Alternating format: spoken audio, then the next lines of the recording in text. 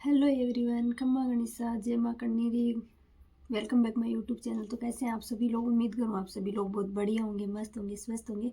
तो मैं भी बहुत बढ़िया हूँ, बिल्कुल मस्त हूँ, स्वस्थ।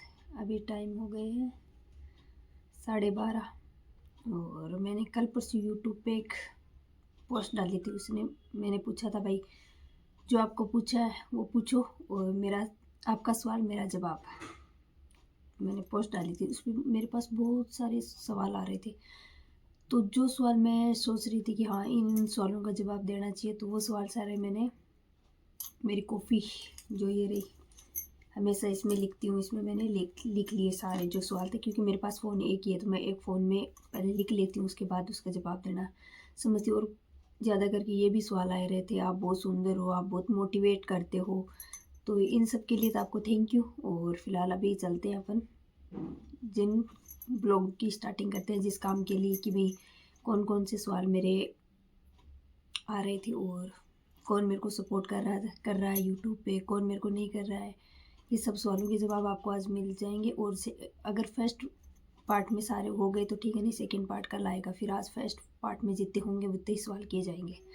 चलो तो करते हैं पहला सवाल, आप लोगों का टाइम बिना बर्बाद किए हुए, कि आपकी शादी कब हुई थी। ये सवाल मेरे पास बहुत आता है, बहुत सवाल आता है कि आपकी शादी कब हुई थी, आपकी शादी कब हुई थी, कितना टाइम हो गया आपकी शादी।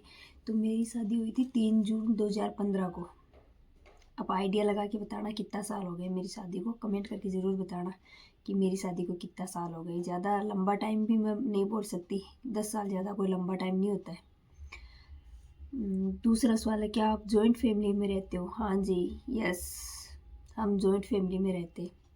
ये नहीं है कि शादी होते ही अपन अलग हो जाए, वो हो जाए, ये नहीं होता है। जॉइंट फैमिली में रहते हैं। और जॉइंट फैमिली में आपके कौन कौन है? तो मेरी जॉइंट फैमिली में मेरे फादर इन लॉ और मदर इन लॉ और मेरे एक बना हुकम और एक मेरे हस्बैंड, रणविजय के पापा और रणविजय मैं, और मेरे सिस्टर 4 है लोग, उनकी शादी हो चुकी है। तो क्लियर हो गया आपको कि हाँ मैं जॉइंट फैमिली में रहती हूँ। इसके बाद सेकंड सवाल मेरा आ रहा है कि जीजा आप लाख की और डाल की चूड़ियाँ जो पुरानी हो जाती है उनका क्या करते हो? ये बहुत ही कॉमन सवाल है। लाइट आ गई, इतनी देर लाइट नहीं थी। ये बहुत ही कॉमन सवाल है, बहुत ही अच्छा लगा मेरे को, क्योंकि लोगों को पता भी होना चाहिए कि हाँ चूड़ियों को क्या करना चाहिए, क्या नहीं करना चाहिए। चूड़ी कभी भी फेंकनी नहीं चाहिए, कभी भी हम कचरे वाले डिब्बे में डाल देते हैं, कभी भी चूड़ियों को नहीं डालना चाहिए। तो ये सवाल मेरे को, मैं इस सवाल को 3 बार आ चुका था मेरे पास, लेकिन आज मैंने सोचा इसका रिप्लाई करना बहुत ज़रूरी है, इसलिए मैंने आप लोगों के ये लेके आई हूँ कि डाल वाली चूड़ियों का देखो। लाख वाली चूड़ी तो अपन जब जहाँ से लेते हैं, या मणियारी वगैरह आप बोलते हो ना, जहाँ लाख की चूड़ियों की दुकान होती है, वहाँ वापस भी कर सकते हो, क्योंकि उसको पिघला के वापस नई चूड़ियाँ बनाई जाती है। तो आप वापस कर सकते हो, इसमें कोई वो नहीं है कि अपन वापस नहीं कर सकते। हाँ वापस कर सकते हैं। लेकिन जो कांच की चूड़ी होती है, जो मतलब बड़ी हो जाती है, और जो डाल वाली चूड़ियाँ जो मैंने पहन रखी है, जैसे इसमें मतलब अलग अलग कलर आते हैं। ये मैं वाइट कलर का पहन रखा है, इसमें रेड कलर, बहुत से कलर आते हैं। तो ये चूड़ियाँ अगर पुरानी हो जाए तो इसका क्या किया जाए? और कांच की चूड़ियाँ अगर देखो जो मैं पहन रखी है, ऐसी चूड़ियाँ जैसे इसके मतलब ऐसे हो जाता है, जड़ जाती है, तो इसको क्या करना चाहिए? तो इसका क्या करना चाहिए?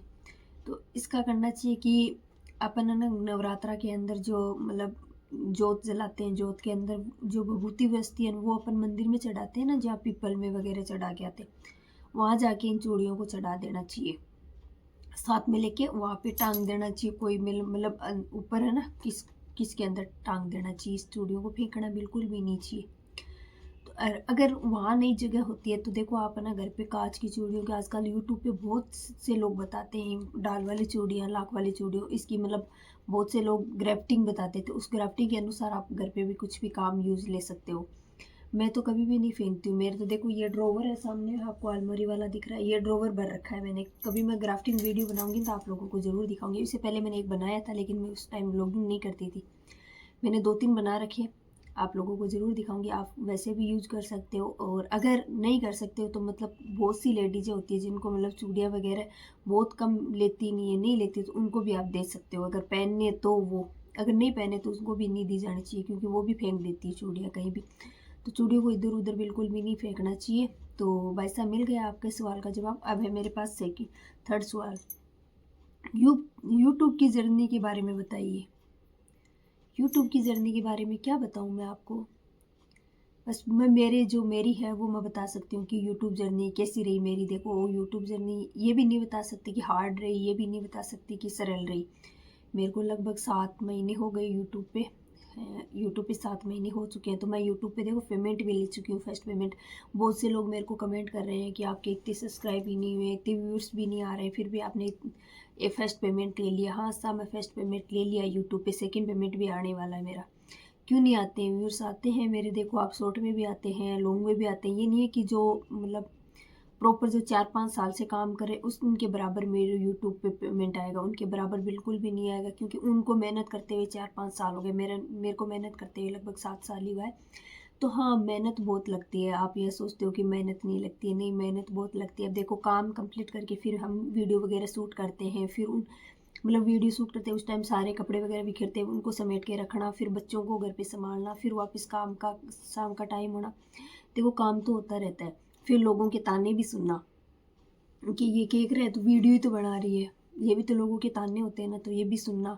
मतलब आप समझ सही रहे तो। और फिर यूट्यूब पे अगर अपन को सपोर्ट नहीं मिल रहा है, अब मैं हूँ, मेरे को तो कोई सपोर्ट नहीं है यूट्यूब पे, किसी का भी सपोर्ट, मतलब वैसे ऐसे फैमिली का तो सपोर्ट है, लेकिन वैसे सपोर्ट नहीं है कि भाई कोई बड़ा मेरे से बड़ा यूट्यूबर है और हमारी फैमिली में वो मेरे को सपोर्ट करे। हमारी फैमिली में, मेरे ससुराल में, मेरे पियर में कहीं भी कोई यूट्यूबर नहीं है ही नहीं। तो कौन सपोर्ट करेगा? किसी को यूट्यूब के बारे में इतना पता नहीं है, इतना नॉलेज नहीं है भाई यूट्यूब पे भी पेमेंट वगैरह आता है। देखो पहले मेरे को भी इतना नॉलेज नहीं था, लेकिन मैं धीरे धीरे सोशल मीडिया पे, जैसे मतलब एफबी पे मैं जाने लग गई। तो एफबी पे आज मैं 3 महीने के अंदर 1.5 लाख रुपए से ज़्यादा रुपए मैंने कमा चुकी हूँ। तो उसकी वजह से मैंने फिर यूट्यूब खोला था। और इसमें मैं सपोर्ट वगैरह सब आपको आगे आगे व्लॉग में बने रहो, सब बता दूंगी किसने मेरे को सपोर्ट किया और क्या नहीं किया।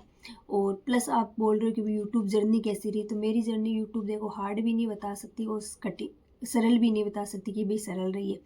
यूट्यूब जर्नी तो देखो हार्ड ही रहती है, आपको पता है, पर मेरी उतनी भी हार्ड नहीं रही है, क्यों लोगों को मेरे को बहुत सपोर्ट मिला, बहुत से सपोर्ट मिला लोगों को मेरे को। तो मैं ऐसे तो नहीं बोल सकती भाई हार्ड रही है। और हाँ देखो धीरे धीरे जो चैनल धीरे धीरे ग्रो होता है ना, वही चैनल चलता है। अब ये नहीं है कि मैं एक रात में पैसे देकर यूट्यूब पे सब्सक्राइब ले आऊँ और पैसे दे के मैं मेरा वो उस टाइम कंप्लीट करवा लूँ, वो फिर आगे चल के चैनल ग्रो नहीं होगा, चैनल बिल्कुल भी नहीं चलेगा, चैनल बिल्कुल डल जाएगा, बिल्कुल डाउन चला जाएगा। तो यही वजह होती है यूट्यूब पे। इसलिए तो आपको आपके सवाल का जवाब मिल गया, जर्नी कैसी रही। अब मेरे पास आ रहा है फोर्थ क्वेश्चन की, यूट्यूब की इनकम कितनी है। तो यूट्यूब की इनकम देखो मैं प्रॉपर तो नहीं बता सकती भाई यूट्यूब की इनकम का कितनी है, कितनी नहीं रह सकती है, क्योंकि आप लोगों को पता है अगर यूट्यूब की प्रॉपर अपन बताते हैं तो यूट्यूब का रूल नहीं है कि अपन यूट्यूब की इनकम बता सकते, बिल्कुल भी रूल नहीं है यूट्यूब की इनकम बताने का। फिर भी मैं आपको आइडिया दे देती हूँ कि यूट्यूब की इनकम कितनी रहती है भाई।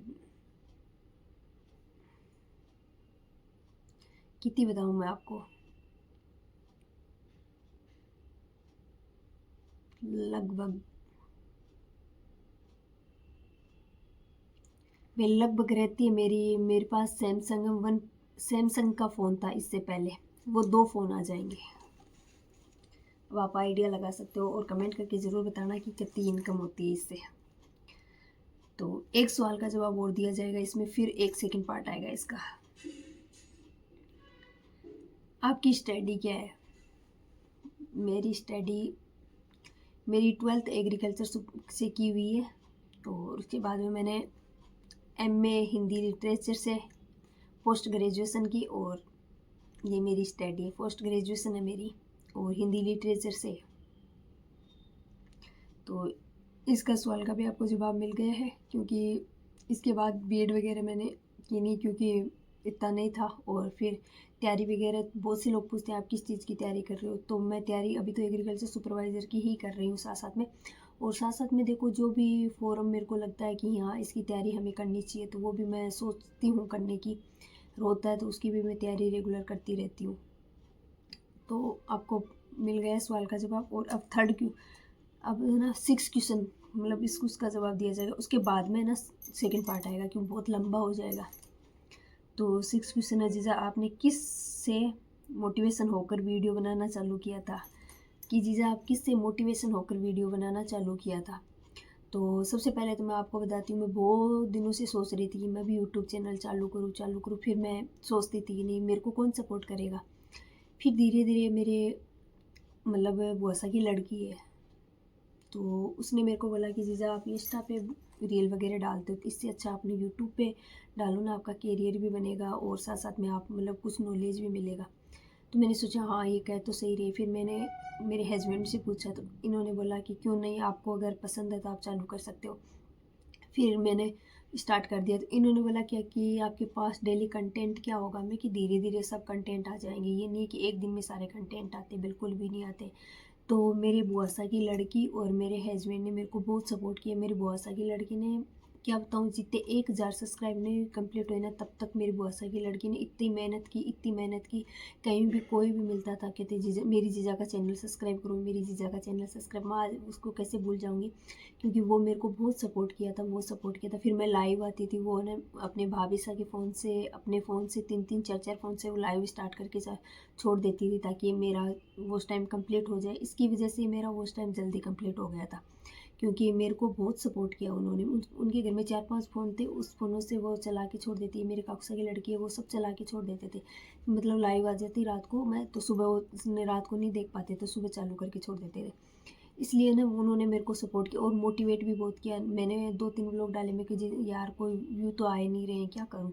तो उसने क्या बोला कि जीजा एक दिन में व्यू नहीं आते हैं, धीरे धीरे आप डालो, धीरे धीरे आपको आदत पड़ जाएगी। आप ऐसे करोगे तो फिर कौन आपको मतलब साथ करेगा, कोई नहीं साथ देगा। अगर आप खुद मतलब हार जाओगे तो फिर मैंने कहा चलो कोई बात नहीं। फिर मैंने धीरे धीरे स्टार्ट करे और चालू की, तो आज देखो मैं यहाँ तक पहुँच पाई हूँ।